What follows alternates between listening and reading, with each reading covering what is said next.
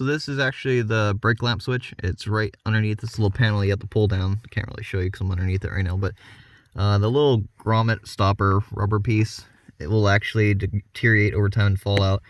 And what I did to fix this is I just used a plastic clip and pushed it through there. And you want to make sure that when your brake is not pressed, the white piece on the stopper is pressed in all the way, and then as you press the brake pedal, it'll separate and it'll let the little white piece out, and that will turn the brake lights on.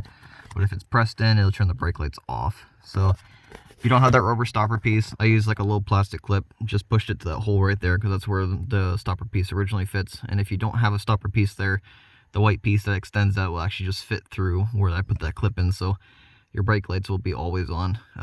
So hope this is helpful. Alright, and then in case you guys are actually wondering how to get into that area where the brake lamp switch is, there's 3 screws. One's going to be right there, I already took it out. Another one is right over here, and the third one is right over here. So take those 3 screws out. I recommend getting on your back and then actually shimmying in here, your face facing upwards next to the brake pedal. Then pull this little plastic panel down. You'll be able to see in there. Set up like a flashlight or something by the gas pedal. That way you can actually see what you're doing up there. It'll make it a lot easier. At least that's what I did.